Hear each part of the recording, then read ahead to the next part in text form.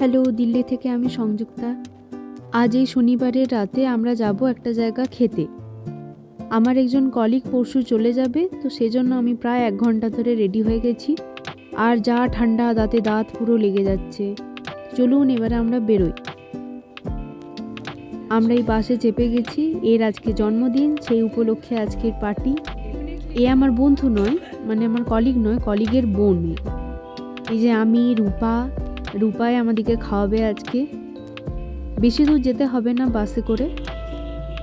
এই যে চলছে রাস্তা, 5-7 মিনিটের মতন রাস্তা ছিল, আর বাইরে এত ঠান্ডা যে বাসের ভেতর থেকে মনে হচ্ছিল বেরোবোই না আর।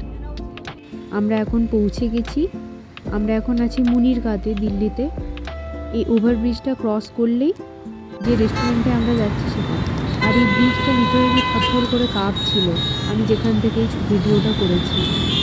এখন আমরা পৌঁছে গিয়েছি রেস্টুরেন্টের ইন্টেরিয়ার ডিজাইনটা একবার দেখুন, এত সুন্দর। আর ওই যে লেখা আছে উডুপি রেস্টুরেন্ট, এখানে আমরা যাব। ভেতরে গিয়ে তো আমরা কনফিউজড হয়ে গেছিলাম যে এখানে বিয়ে বাড়ি চলছে কিনা। তো যাই হোক, এটা যেহেতু একটা পাঞ্জাবি রেস্টুরেন্ট, পাঞ্জাবি না সাউথ ইন্ডিয়ান আমি ঠিক বলতে পারবো না, আমি ভুলে গেছি। তো এই দেখুন, আমাদের বিয়ে বাড়িতে যেমন ডেকোরেশন করা হয় সেরকম খানিকটা। বাইরে বসলে যেহেতু নিউমোনিয়া হয়ে যাবে, আমরা ডিসাইড করলাম ভেতরেই বসবো। এই যে বার্থডে গার্ল আর তার ভাই একটা নিয়ে নিয়েছে মোহিতো, যেটা খেতে ওদের খুব একটা ভালো লাগেনি। আর এখানে কেকও রেডি হয়ে গিয়েছে, এরপর কেক কাটার পালা। এখন বাইরে এত ঠান্ডা যে আমরা ভেতরেই ডিসাইড করলাম, যদিও বাইরের ডিজাইনটা ভালো ছিল। এবার বার্থডে গার্ল কেক কাটবে। ওর হয়তো এত লোকের সামনে কেক কাটতে একটু অস্বস্তি লাগছিল, সেই জন্য একটু অকওয়ার্ডও ফিল করেছিল। যাই হোক, এই ইয়েটা উল্টো দিকে করে দিয়েছিল, হ্যাপি বার্থডে লেখাটা দিয়ে ওকে সোজা করতে বললাম, তো আবার সোজা করলো। এখন দেখতে বেশ ভালো লাগছে, তাই না?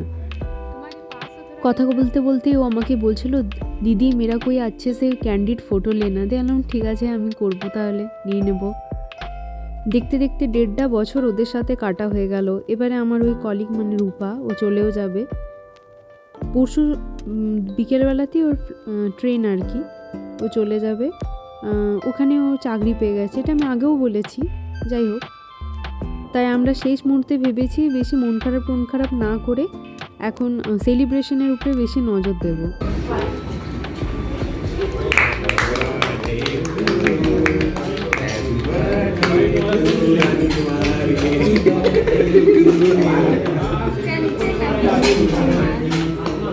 এখানে কেক কাটা তো হয়ে গেল, কিন্তু আমি যখন ওকে কেক খাওয়াচ্ছিলাম সেটার আর কোনো ক্লিপস ওঠেনি। আর ও এখানে বলল যে আমি সবাইকে একটু একটু খাইয়ে দিচ্ছি, কারণ আমি কেকটা যদি নিজে কাটি তাহলে ওদের অবস্থা খারাপ হয়ে যাবে। এখানেও দিদি ওকে একটু খাইয়ে দিচ্ছে। এবারে আমরা পরপর অর্ডারগুলো করে নিলাম। এই অর্ডার চলেও এসছে। প্রথমে নেওয়া হয়েছিল একটু মাশরুম চাউমিন, সবার জন্য হাফ প্লেট আর কি, অল্প অল্প করে স্টার্টার হিসেবে।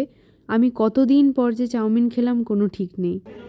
আর এখানে আমি একটু সবার সাথে ভিডিও করছিলাম। এদিকে আমরা সবাই কলিগরা বসেছি, ওদিকে রূপার ভাই বোনরা। এই যে সবাইকে একবার করে তাকিয়ে দিতে বললাম।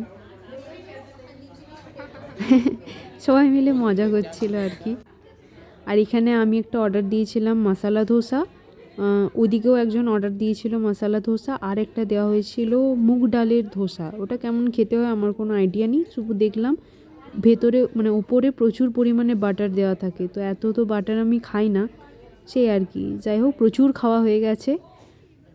এরপর রাস্তার পাশে দেখলাম এই ফুলগুলো, এত সুন্দর দেখতে লাগছিল না, ফুল যেমনই হোক দেখলেই জীবন্ত জীবন্ত লাগে।